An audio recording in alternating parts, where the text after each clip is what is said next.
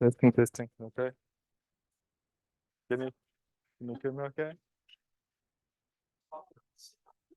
Is it okay to be like closer to them now? Okay. Sure. Like here, like so? Yeah. Okay.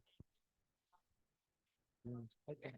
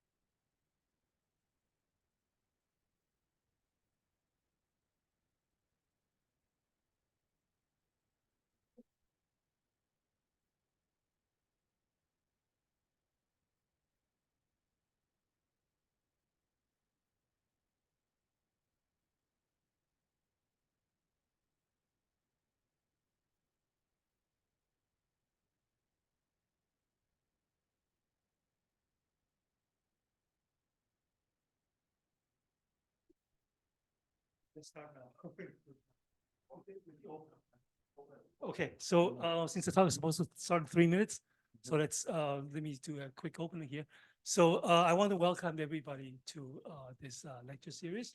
So as you might know, this 徐振荣讲座, this is 徐振荣lectures. This is, I believe, the 10th installment. The first one was in 2011, and this is to celebrate. This is a joint event between Academia Sinica and the Mathematics Society of the Republic of China. So before we start, so I would like to ask the president of the Mathematics Society to say a few words about this lecture. Let's welcome. Okay, so good afternoon. Thank you for all of your participation. So the Xu Zhenrong lecture is sponsored by a very generous donation from the family members of Professor Zhenrong Xu, in memory of the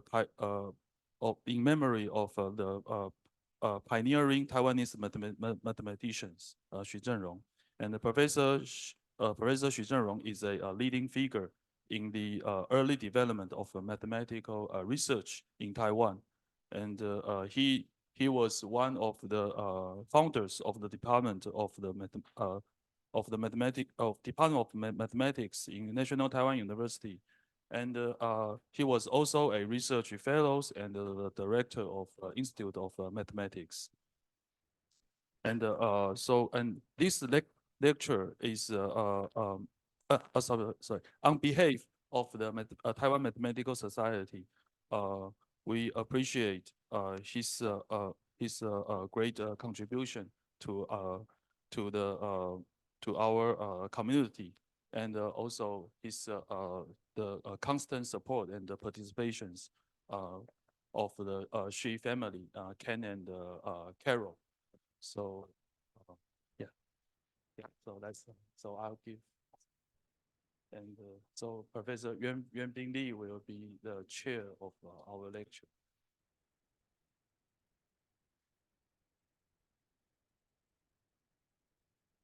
Thank you.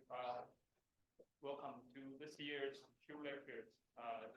As you know and been introduced, Chen-Jung Xu lectures are the only annual lecture series co-sponsored by Taiwanese Mathematical Society and Institute of Mathematics Academia Sinica. So every year, a very distinguished mathematician is invited to give a series of 3 lectures. This year, we are extremely honored to have Professor Andrei Okounkov of Columbia University to deliver this lecture series. Professor Okounkov works on representation theory and its applications to many other fields, including algebraic geometry, mathematical physics, probability theory, and special functions. among his many distinctions, he received EMS prize from European Congress of Mathematics, and in 2004, and field medal in 2006 for his contributions to bridging probability representation theory and algebraic geometry. And he's also a 2018 International Congress of Mathematicians plenary speaker. And so today and the next 2 days, he will tell us about enumerative geometry and special functions. Thank you.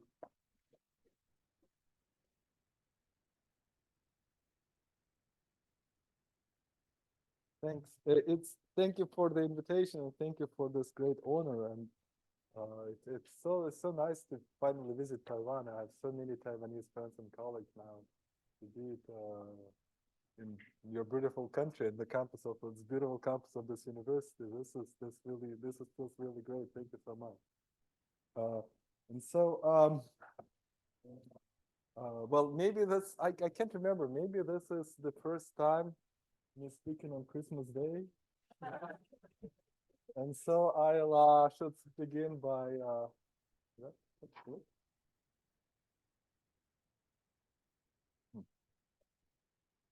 used to click before.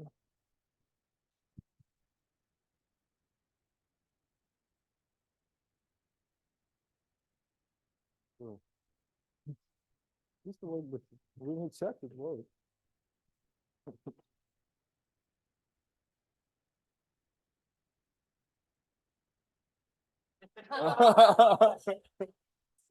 All right. Yeah, that's what there's a clip. Oh, no, real quick. Okay. 全单词快乐. So it's a kind of old theme in math. What is mathematics is about?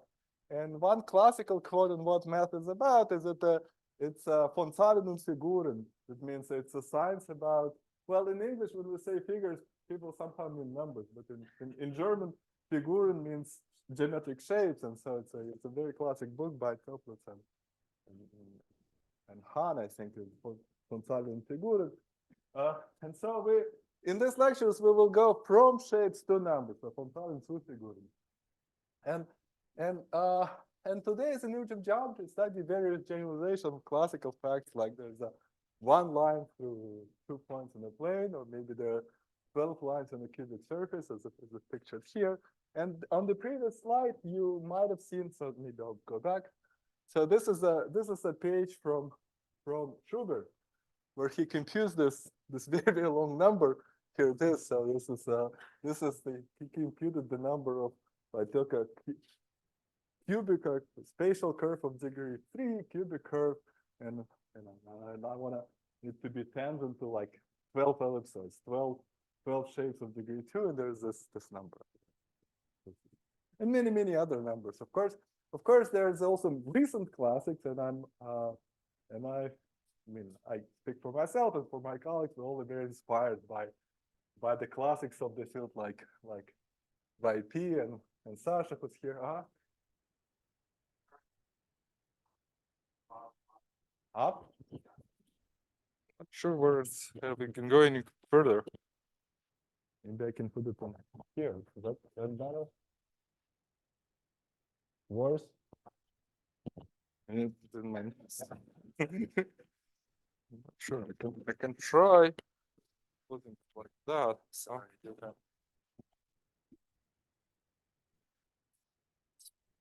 Okay, is that better? All right, so many thanks to YP and to Sasha for YP for inviting me here, and also for you guys being such an inspiration to all of us. And so how would you go from Figuren zu Zahlen, from geometric shapes to numbers? So one usually starts by setting some space, some geometric moduli. People say moduli space, what parameterizes the geometric things in question, such as the space of all lines in the plane or space of all lines in the space. And then one imposes equations. What does it mean for a line to meet a point? Or what does it mean for a line to lie on a cubic surface? And then one wants to count in one sense or another many solutions do these equations have, right? And so about the line from point to point. So to do this correctly, maybe we should, instead of when we say plane, maybe we should have in mind projective plane. Projective plane means you consider 3 tuples of non-zero numbers, and this can be, well, actually, it's kind of an important theme for my talk is that what sort of numbers you consider is not really important. So this could be elements in any field you like. I mean, it could be complex numbers. So and so then a triple of non-zero numbers up to proportionality is a point in a projective plane. And then a line in this plane is given by a linear equation, so something of this form. And so a line is determined by 3 tuples of points also up to proportionality. So a line is a triple of A1, A0, A1, A2, which is also a triple of numbers from the same field is up to proportionality. And the way better think about it is that x is like a column vector. So this x is a vector is in a 3-dimensional space of a column vectors, and A is a row vector, so it's a dual vector space. They naturally paired. This pairing is the sum of AI times xi. And we like this pairing to be 0. That defines a line. And a line, so lines in a space in the projective plane parameterized by points in the dual projective plane. So you can take the vector space, you take the dual vector space of linear functions, and you projectivize that space. It takes non-zero element up to proportionality. And so, but the equation, this summation AI xi equals 0, that equation is clearly symmetric in A and X, obviously.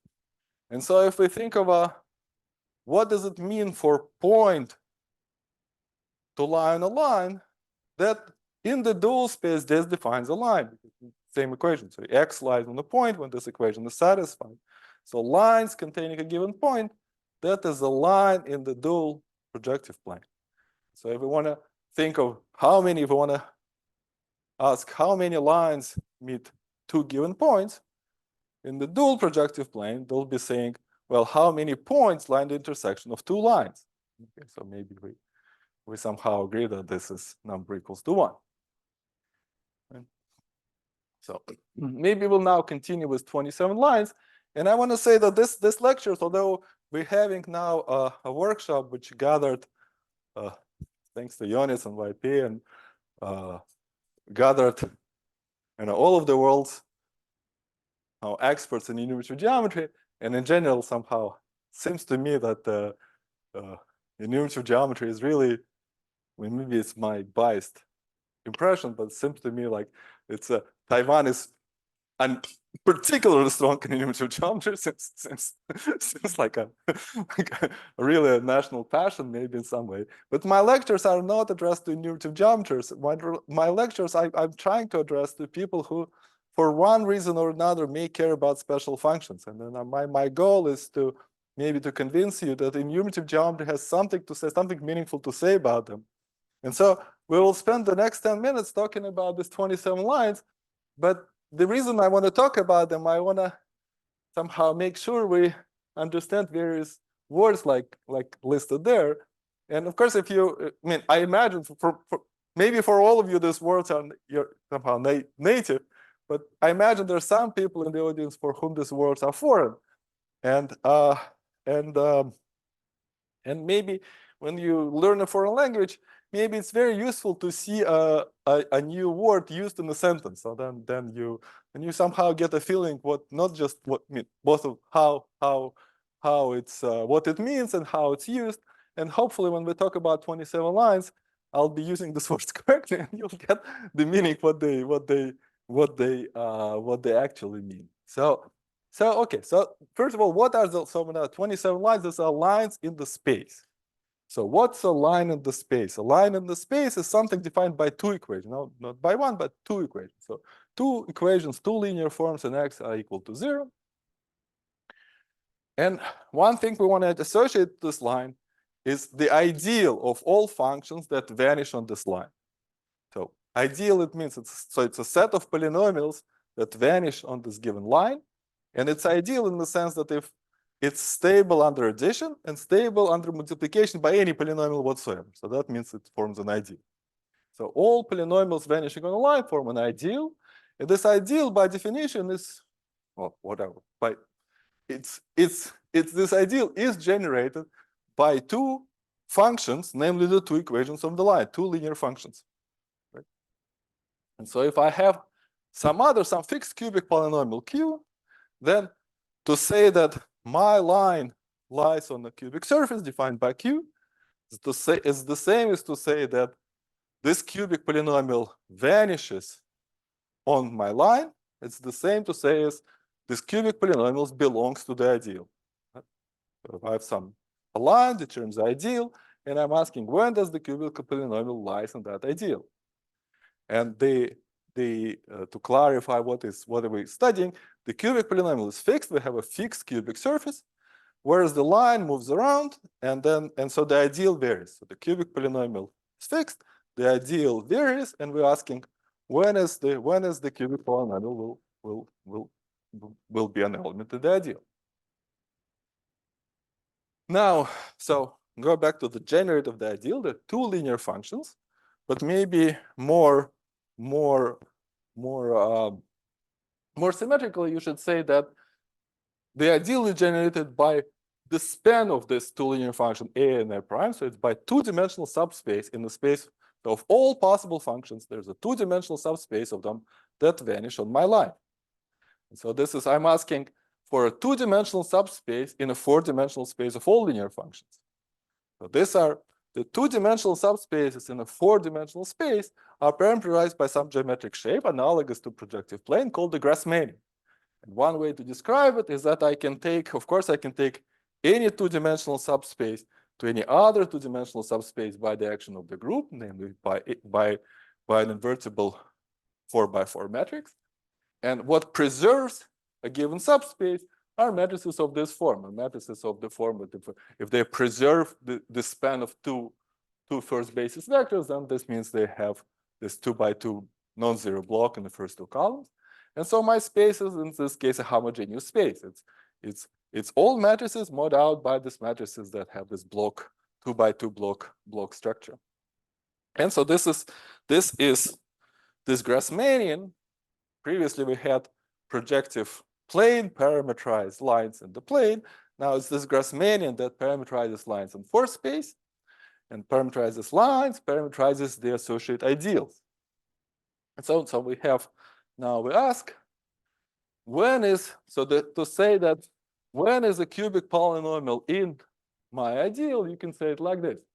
I can, over that space, over this Grassmannian, over the space of all parameters, I have something, a vector bundle, names a collection of subspaces that live over my parameter space. Namely, I take all possible functions and mod out by the functions in my ideal and consider things of degree 3. So I take all possible cubic polynomials, x1, x2, x3, x4, and mod out by those in the ideal. So that's some four-dimensional space that moves as I move over my parameter space. And I have my fixed polynomial. So my fixed polynomial, so you should think of a family of four-dimensional spaces that kind of move around as I go over my parameter space. And then I have fixed polynomial. This is a section of this vector bundle. So if I have some modular space, I have some vector bundle of that modular space parameterized by, I take all cubic polynomials, I mod out by those that lie in my ideal. And then I have a section of that vector bundle, and it vanishes when? It vanishes precisely when, so this section Q vanishes precisely when Q is contained in the ideal, and therefore my line is contained in the Q. And hopefully it makes some amount of sense. And so in the case at hand, this Grassmannian is something four-dimensional. The rank of my vector bundle is also 4. So I have a four-dimensional family of four-dimensional spaces. And so if I have a section of that, then you think that it will vanish at finitely many points. And in fact, it will vanish at something which is called the Euler class of that bundle. So there's something, for every bundle, there's some topological invariant called the Euler class. And that Euler class tells you if I have a section, if I have a suitably generic section, how many times it will vanish, counting multiplicity. Yep. I don't know if I. Anyway, let's assume we've somehow we internalized that, and I would actually like to make the next step if you permit me, and that next step is the following. So here so in enumerative geometry, one is somehow maybe when people want to count things, then the natural inclination is to count things when there's a finite number of them. We're not trying to count all lines in the plane. We'd like to count only lines that meet two given points. But and the reason that we kind of expect finitely many things here is because we had these two dimensions were the same. So we have a bundle of the same dimension as the space, then you think the section will have finitely many zeros. But in fact, that is, strictly speaking, if you think about it somehow you somehow open your mind wide enough, it's not necessary, and it's not necessary for this section to be generic to have a meaningful count. And so let's talk about this for 1 second. So so this is, if I have a section of some bundle and it actually vanishes at finitely many points. So it means I have some equations that define for me finitely many points. That one way to count these points is to say that, well, the number of points, this is the same as the dimension of all possible. So when algebraic geometry writes this kind of curly O, that means they consider all possible functions on this set. So if I have a finite set of points, then all possible functions on a finite set of points, well, it's a vector space of the same dimension as the number of points over the base field. So then,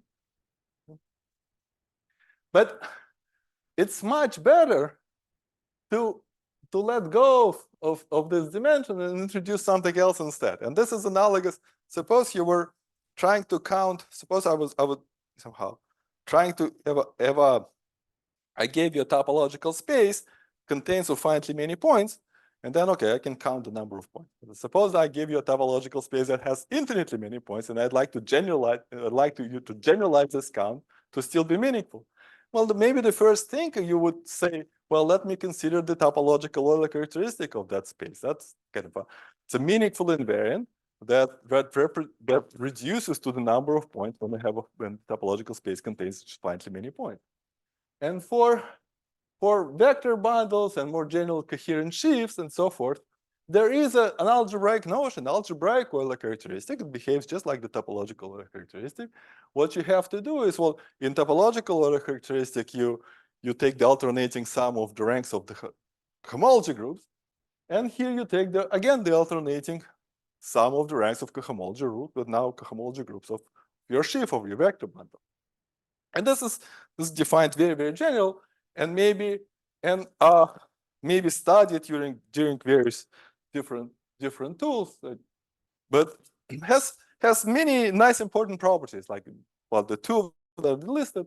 One is that it's when I have if I have a finitely many points, that gives me the number, and it's also additive over somehow. It's an additive function somehow. This you would like if I have two sets A and B, and I would like count things in the union, somehow the union of two sets, then you would like then it's kind of makes sense that you would have some kind of formula that relates the union, the intersection, and the number of points in it individually, then to the count. So if I know, in other words, if I know how many points are in A, how many in B, how many in intersection, I should be able to know how many of the points in A union B. And the analogous property for algebraic order characteristic, it's additive over exact sequences of vector bundles and sheaves. And so if I have now, let me now have, if I have a section Q of some section Q, some vector bundle Q, curly Q over some space M, then by definition, what are these functions on where the section vanishes? Well, I have to take the functions on the ambient space and mod out by all entries of the section Q. But the all entries of the section Q is the same as I have if I take the dual bundle, and then sections of dual bundle I can pair with the section Q of my original bundle and get a function. So this is, well, in terms of, like say, if I have a section in some vector, it has the first, second, and so forth coordinate. And this first, second, and so forth coordinate, they're sections of the dual bundle. So this maps gives me all the entries of the section Q. I mod out by them, and I get functions on this quotient. And what we'll see in a minute, that there's a natural to extend the section to the left to this exact sequence. What does it mean, exact sequence? Exact sequence means that for every map, the kernel of this map is the image of the previous map. So this means the fact that it's exact here means this map is surjective. The fact that it's exact here means that this functions on where this function on Q equals 0, that's the quotient of all functions by the entries of Q. But there's no statement about here, and we'll see in a minute that you can continue this exact sequence further to the left, and this will define this count of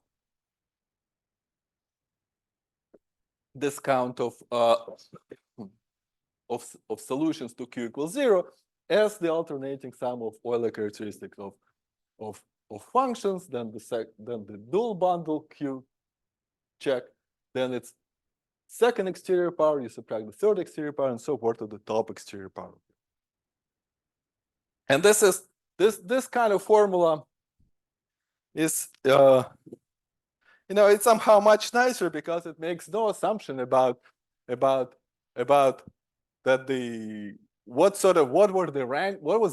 how does the rank of the bundle relates to dimension of the moduli space, nor what any kind of a genericity assumption of the section. It's just much better. So and so you can, when in the same way that when we start with any kind of counting problem, we start maybe counting solutions to some polynomial equation. But we maybe first count them as set. Then we say, well, maybe you should count them with multiplicity. Then you say, well, maybe you should count them with including points at infinity, and so on and so forth. And so every time you generalize your setup so that it specializes to the previous setup, but gives you in special cases it reproduces what you had before, but gives a formula which is more flexible and somehow more robust and more robust and more somehow more true than the previous one. So because if you count things with multiplicity, you get results which are somehow fundamentally somehow more true than the ones without multiplicity. If you say that two parallel lines still intersect at infinity, that is somehow deeper truth than to say that two parallel lines don't intersect. And so this is in the same type of way. And so now maybe then I also want to make the next step, and that is we wanted to go from geometric shapes to numbers, but in the title of the lecture we have functions. So we need to have, when we have to talk about special functions, they have to be functions of some argument. and the way to make this counts function of some argument is very simple. Namely, each of these Euler characteristics, each of this homology group, this is cohomology of some vector bundle over the Grassmannian. On the Grassmannian, we had an action of a group. And that action of a group, named GL4, that action of a group continues to act on this bundle Q and continues to act on its cohomology. So each of these terms is some representation of a group. Means it's a group. I mean, so the group of 4x4 matrices will act on this space in particular. So this is not exactly a sum of representation because they're signs, but by definition, you call an object which is a combination with plus minus signs of reducible representation called a virtual representation of a group. And so this number 27, one can upgrade to a virtual representation of this group GL4. And so what does it mean to be a virtual representation? So if I have an ordinary representation, then I get it's determined for a group like GL4. If I have an ordinary representation, it's determined by its character. What's a character? A character is a function. Well, in principle, it's a function of a matrix, but for GL4, it's enough to compute it since it's invariant under conjugation. Any character of any representation is invariant under the conjugation within your group. And so for GL4, it's enough to compute it a diagonal matrix. It will have 4 entries, so there will be some polynomial of 4 things. And if it's an actual representation, then this polynomial will have integer coefficients. Will have non-negative integer coefficients, but in general has to satisfy some condition to be a character of a reducible representation. But if you allow the differences of 2 reducible representations, then any symmetric polynomial with integer coefficients is in fact a character of such. So the previous count will have to give you a polynomial with integer coefficients in Z1, Z2, Z3, Z4. And what does this polynomial mean geometrically? One of the things it means if your cubic, if your original cubic has a symmetry, so it means there's a subgroup of GL4 that preserves this cubic, say finite subgroup, for instance, may very well happen, then this group will act on the 27 lines, and this character will compute the character of that representation of that subgroup. It will tell you how these lines are permuted by this group. Well, I'll spare you the computation. It's not hard, and there's some result there, but you get some polynomial, and then which is, of course, if you plug in that entity, so a character means you compute the trace in the reducible representation, and in particular the dimension that is the dimension of this representation. You have to compute it at just the trace of the identity. So you compute it at the identity matrix in GL4 means all the Z are 1, 1, 1, 1. And so if you compute that polynomial, you get this 27. So the purpose of this discussion was not to give you this somehow tell that 27 is somehow a very important number, but maybe to give you an idea that this is the kind of counts that we will do is there'll be some moduli space, which is kind of like Grassmannian in the story. There'll be some bundles over that moduli space, which is like that bundle. You take all polynomials modulo those are your ideal, and there'll be some section, whatever, some Euler characteristics of these bundles, and these Euler characteristics will be representations of some groups, and this therefore will be functions, to be interesting functions of your group elements.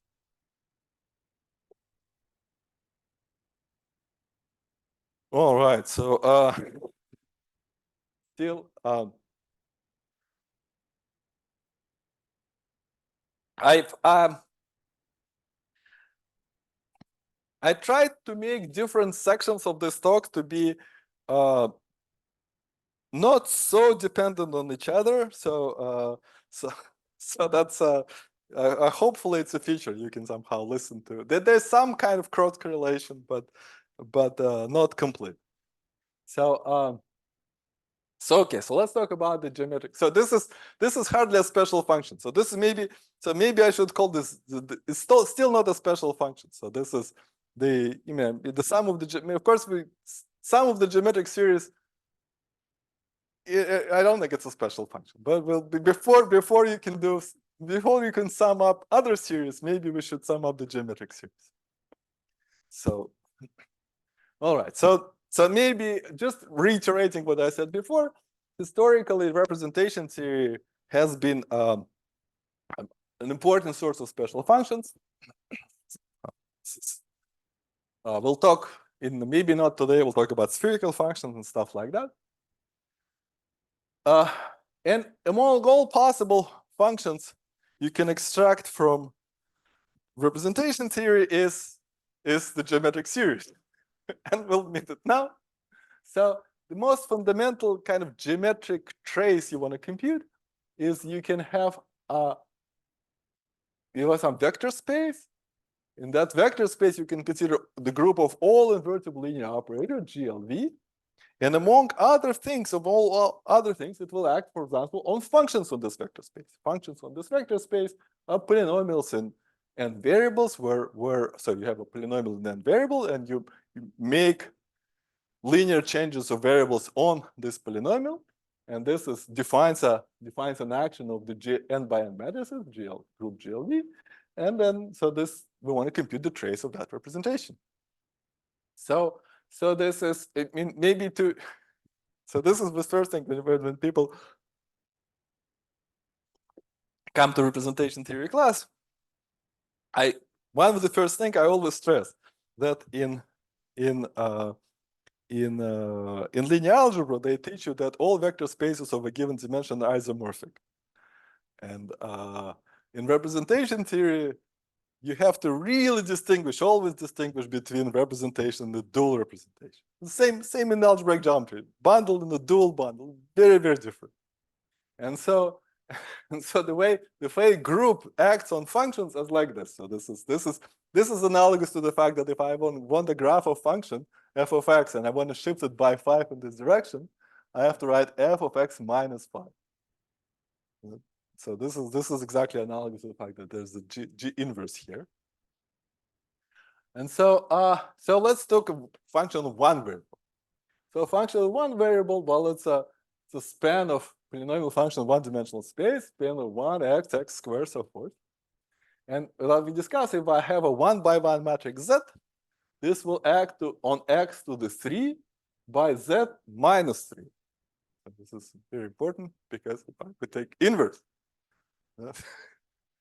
And so then if I want to compute the trace of the space, this is an infinite sum, but this infinite sum is a geometric series, and it's equal to this if there's the norm of Z in some sense is bigger than 1. I hope we're all on the same page.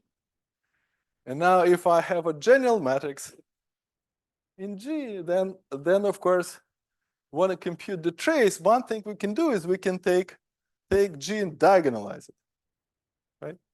So if we diagonalize it, then we reduce to the previous computation. So if we diagonalize it, we get some eigenvalues, which maybe in the algebraic closure we don't worry about that. But so we're gonna get, so when we diagonalize, we get just a product of all coordinates of 1 minus the eigenvalue inverse, which I can rewrite as the determinant of 1 minus G inverse minus 1. Yeah, that's. I hope you didn't expect much from a section that has to do with geometric series. Well, we'll just talk a little more.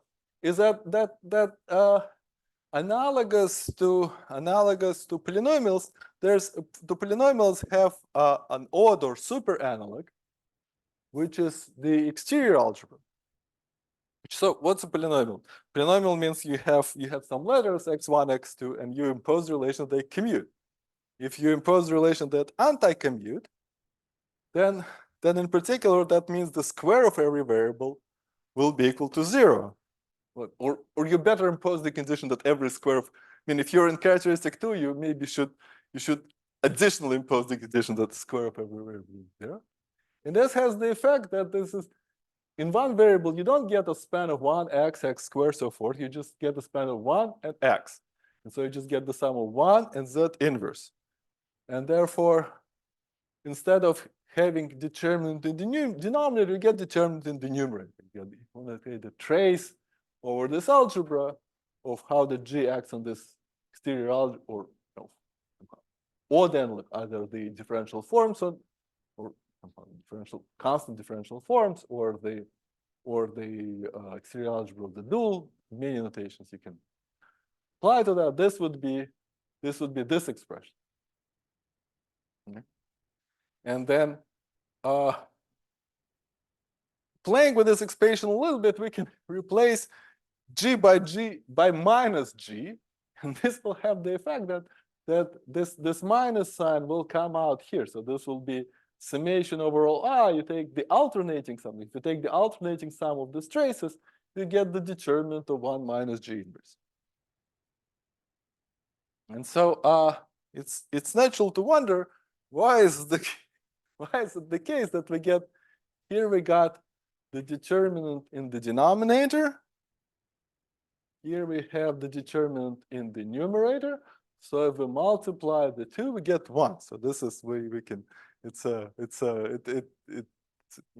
since we have some geometric ways to produce the numerator denominator, or some algebraic way to produce denominator and numerator, then you can ask, well, why is it 1? And the answer to this is this, something called the Kazul resolution. Namely, so now in my algebra, I take all functions on V. Inside it, I have the ideal of the origin. So these are all polynomials that vanish at the origin. They are generated. This is ideal generated by x1, x2, so forth, xn. And so if I take all functions mod out by this ideal, well, all I get is just get a function.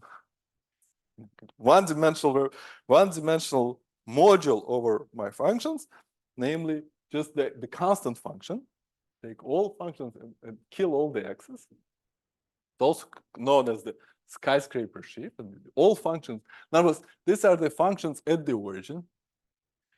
And now I claim that this sequence is in fact continuing to something called the Kazul resolution. So namely, each term in this resolution are the function tensor suitable exterior power. And then if we take the trace, then we take, so these are all tensor products, not just of vector spaces, but also as representation of GL. So when we take the trace, we take the alternating sum of traces from here to here, we're going to get, by the additivity of the traces, we're going to get the trace of this expression, which is 1. So then we get this answer, the character of functions times the alternating sum of characters of the exterior powers. This gives me 1. And how am I supposed to think about this Kazul resolution? Well, you can think about it as some kind of inclusion-exclusion of monomials. Namely, if I have, I have all polynomials, I can put them in a table like so, indexing so maybe if I have polynomials in 2 variables, I can index them by the degree of 1x2. Then when I want to take all polynomials and mod out by those that vanish at the origin, I have to mod out by the oldest shaded area. But modding out by the shaded area, I can subtract all monomials that are divisible by x1. This would be this quadrant. So this term. So I take all monomials divisible by x1. It's this term or this quadrant.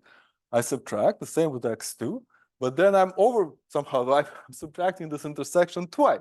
And so I have to put it back. So I have to put this x1, x2, x1, I have to put the polynomials divisible by x1, x2. I have to put them back. And so I get this resolution, namely maybe I'm explaining something trivial, but it's an inclusion-exclusion. I started with everybody, subtracted multiples of x1, subtracted multiples of x2, and then I have to put back multiples of x1, x2. And this is this.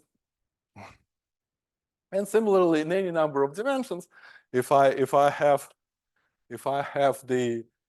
want to subtract all monomials that are divisible by the coordinates, I can do it in stages like before. And each stage will be indexed by one of these cubes inside of by one of these boxes instead of a 2 by 2 by 2 by 2 cube.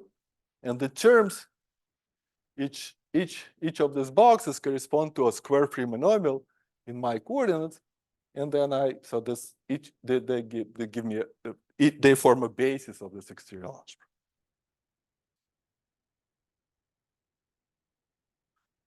Okay. So that's, and so when we had this exact sequence, we had a dual bundle going to functions and going to these functions over 0.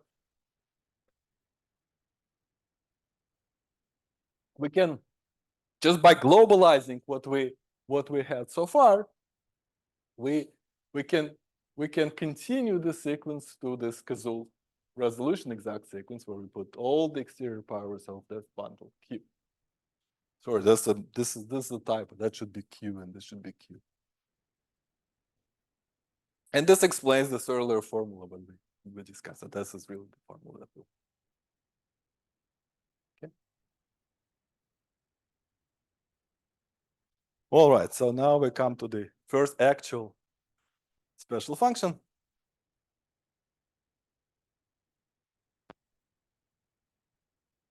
So so this is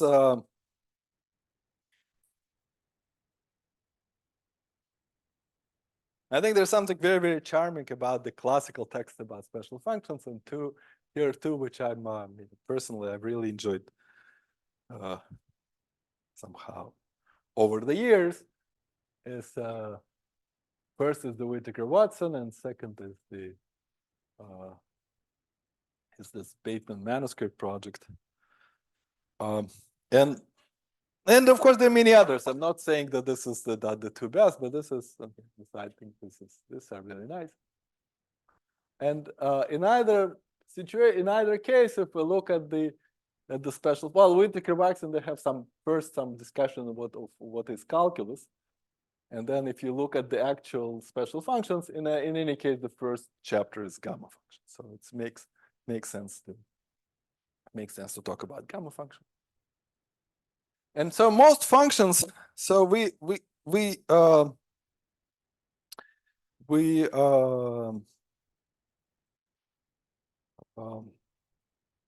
already have seen groups, right? So we have, one source of special functions for us will be the actions of groups on something. And so it makes sense that the most functions that we will see are in fact not the functions from Whittaker-Watson or for the Bateman project, but rather they're multiplicative for Q analogs.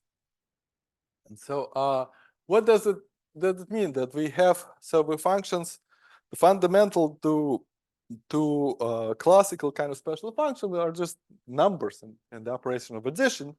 But now instead of additive group of your field K, we will be looking at the multiplicative group. And instead of saying matrices, n by n matrices, we'll be looking at n by n invertible matrices. And the first, okay, maybe you will disagree that this is a function, a special function, but the first special function is x. So x is what is x in this language? X is, okay, it's a coordinate on the line here, but it's not just a random coordinate, it's a coordinate that vanishes at 0. At 0 is the identity for my group law. And so if I want the exact analog of x, so somehow, of course, there is a coordinate on the multiplicative group, namely z or z inverse. But if the exact analog of x, it should not be z or z inverse, but maybe should be 1 minus z inverse or 1 minus z. It's something that actually vanishes. So in the formulas that we had before, when we see x, we may often see this expression or that expression. So it's a function that vanishes at the multiplicative identity.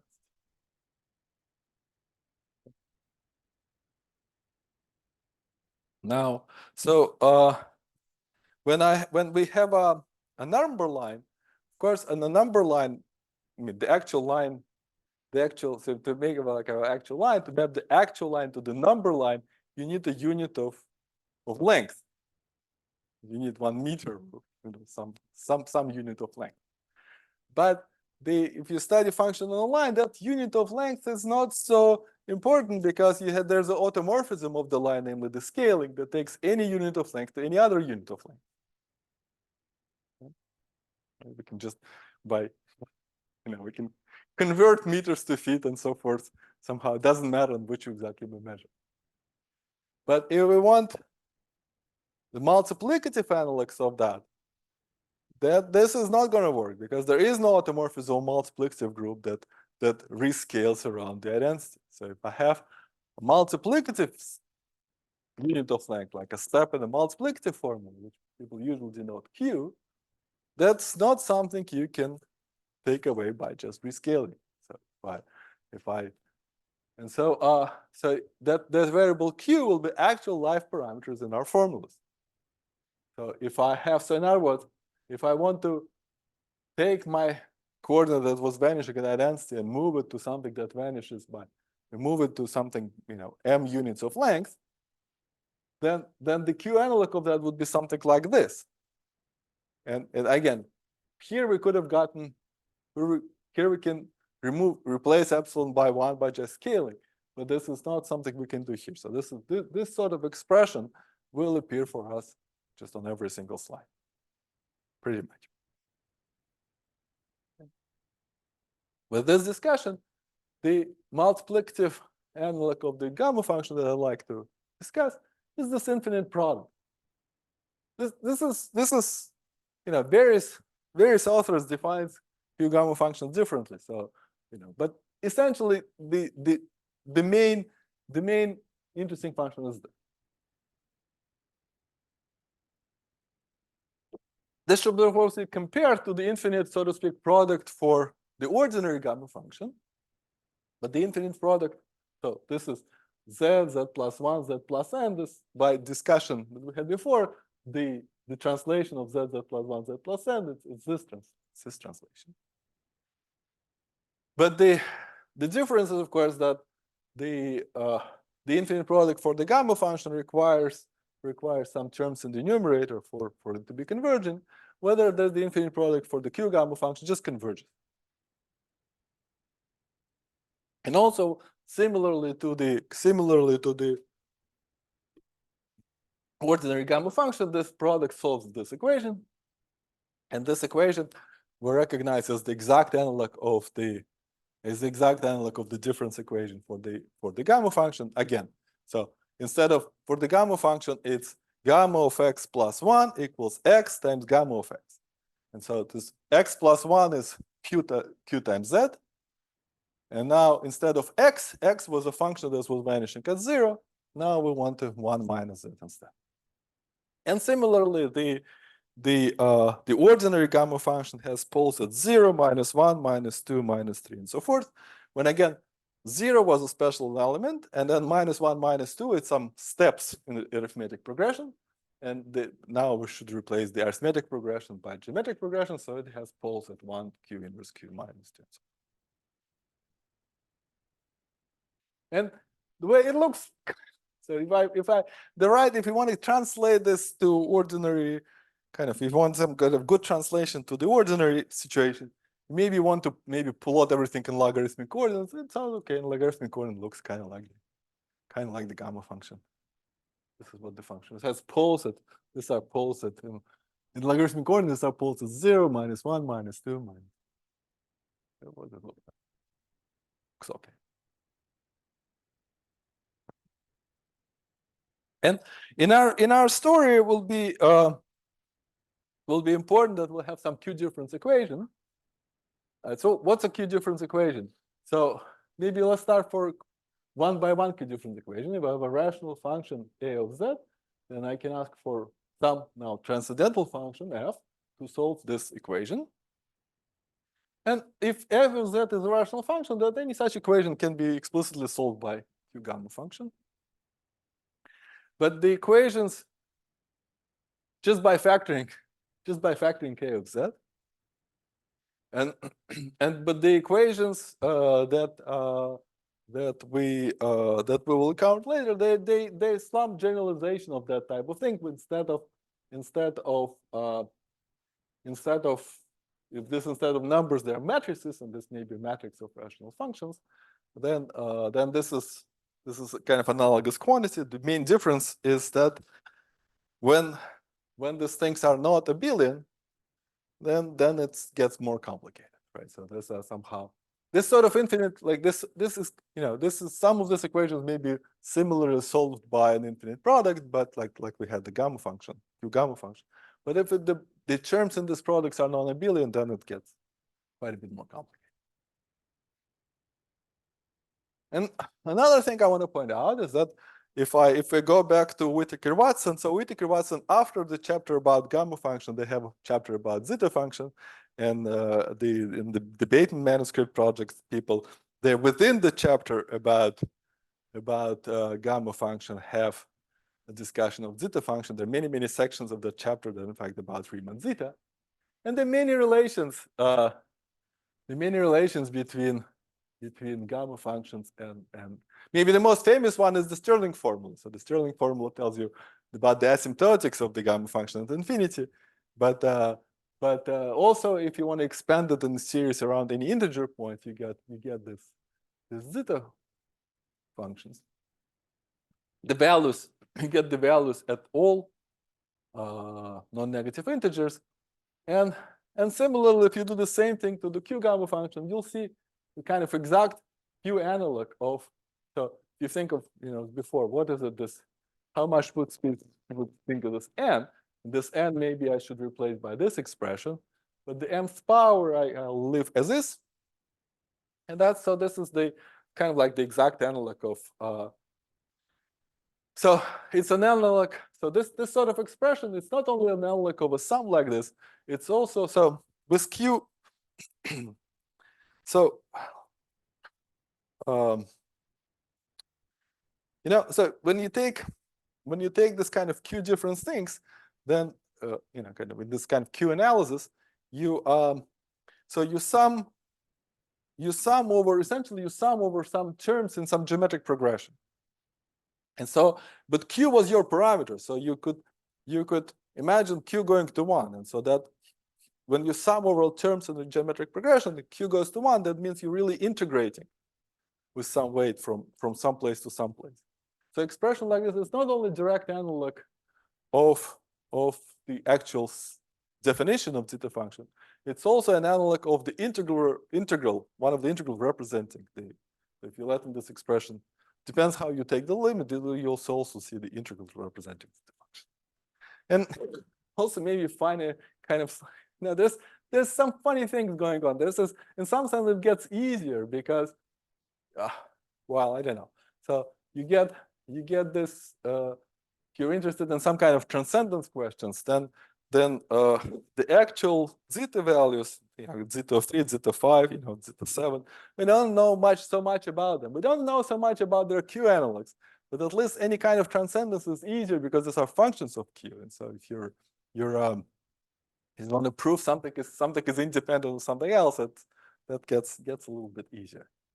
And also funny kind of name for this people use is that the even ones, if you take the even ones, these are actually the Eisenstein series, the holomorphic Eisenstein series. And if you take the odd ones, some people call them Frankenstein series, although I think Don Zagier gets really mad if he hears that. So anyway, these are kind of fun functions.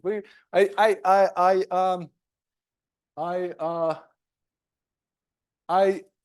think when we talk about kind of like, we talk about maybe one more thing about this gamma function, and then maybe that'll be a good time to stop and then start with the same slide next time. And what is one thing I want to say is that we have this infinite product for the gamma function. So, okay. And in the previous section, we saw that a finite product of terms like this, it's a trace of a matrix like so acting in functions in something. So, what would it mean? What would it mean to make these things equal? Then, well, clearly, since there are infinitely many terms here, you'd like to be infinitely many terms here in the product. So it better be the case that this space is infinite dimensional. Right? Now, this thing depends on two multiplicative objects, depends on Z and Q. So they're both elements in GL1 or multiplicative group of a field GL1. And so this it means this Z and Q in GL1, they will have to act on this infinite dimensional space somehow. And how they were supposed to act? What's written here are the eigenvalues. These Zi's are the eigenvalues of this action. So the eigenvalue of Z and Q acting on this infinite dimensional space, or maybe better on the dual space, they have to be Z plus QZ plus Q square Z. So it has to be infinite dimensional space such that maybe on the dual vector space, I have an action of two elements in GL1, I mean, one GL1, another GL1, acting on this infinite dimensional space. And the character has to be this. So it has to be Z plus QZ, Q square Z. And if I can achieve that, then this formula you can describe somehow. Then this formula will just make sense. And so what is the space M? And the space M is just the space of all possible polynomials in one variable. Maybe better think of this as maps from one line to another line. So and my group, I have two groups, and they will just act by scaling the source and the target. So we already discussed. So if I have a scaling in the source, we know that we have to put Q inverse here. If we want to rescale the source, we put Q inverse inside F. And if I want to scale the target, well, it means my choice. Well, I've chosen it so that to match the previous formula, this will scale it with Z inverse, just to match the formula. It could have Z inverse, doesn't really matter. So this is so that means if I have monomial x to the k, this will be this monomial. So I have an infinite dimensional space of all polynomials spanned by monomial. Each monomial is scaled by Z inverse Q to the minus k. And so that means that the function on this infinite dimensional space as representation of this GL1 cross 1 will be the Q gamma function. That makes sense? And maybe one more slide. So in principle, one can, in the similar way, one can study maps from m-dimensional space to n-dimensional space. And here M and N will somehow play a very different role. If I want to be functions of more than one variable, then I get also interesting things. I get something called like Barnes type gamma function. They're important in some other application, but will not be considered here. But if I have several functions, if I study the space of several functions of one variable, that space is just a product of, say, if I have a space of F1, F2, it's just a product of one function, another function. So I just get a product of gamma functions. So that's now I think I'm near my time. So this is how far we got in this first lecture, and we'll continue from here tomorrow.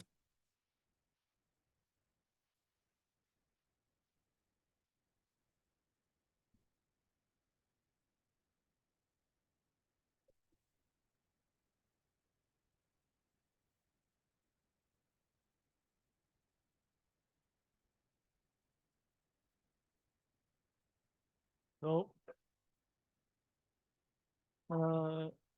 so we talk about spatial function is talk about Q analog of the spatial function is not a classical spatial function. In the next lecture. Say it again. You will talk about Q analog of the spatial function, but not the classical spatial function.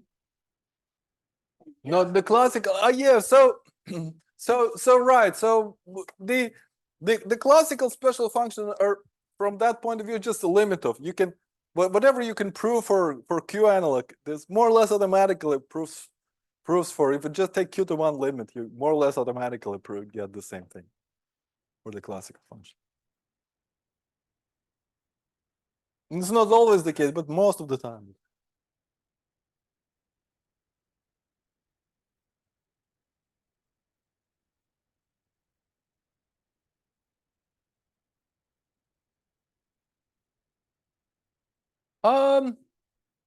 Yes, well, so maybe, okay, maybe I'll ask, maybe I'll give you the answer, which I don't know, you like or not like. So this is I'm not, maybe I'm not entirely truthful when I say that the classical case is somehow more is some kind of Q to one limit. It's that a certain building blocks that you use in the classical case, they're somehow Q to one limits. But in the classical case, you can do more things. So, and then I can try to say it in two different ways. So one is maybe in kind of mathematical physics way, if you want. So this is a lot of special functions come from things like conformal field theories. And so conformal field, their Q deformations are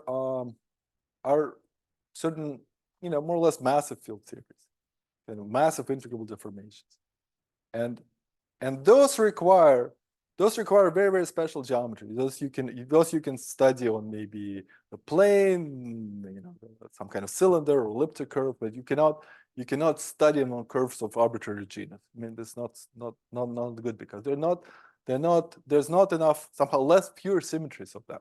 So then you can, and so in a more geometric situation, so the Q special function, they have to do with things like this. We will talk maybe towards the third lecture, things called three-dimensional mirror symmetry. That is very, very restrictive thing. And when Q goes to one, in that world, you kind of recover the ordinary mirror symmetry. But the ordinary mirror symmetry applies much, much more generally. This is somehow many, many, many, many things that you can bring into the umbrella of ordinary mirror symmetry. But it's just somehow different world. So there's some kind of manifold of options, and there's some nice place in which you can go. You can Q deform, and then there's a bigger manifold of options where you cannot Q deform. And so those are at the intersections are maybe the most interesting things. But I'm not saying that all theories classical special function is somehow covered by Q deformation. Mm-hmm.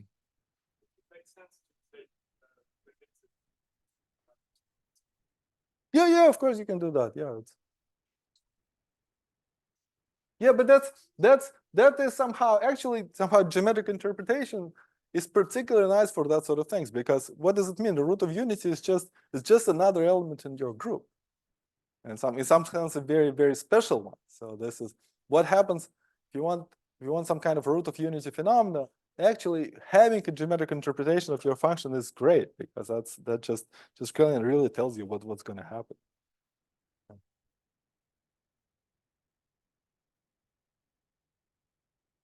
Any other questions? Okay, let's thank Andrei again.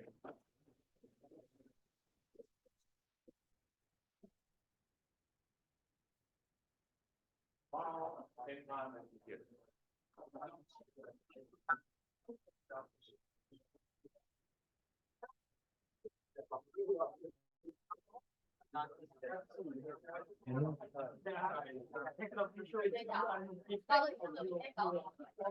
Okay, sure.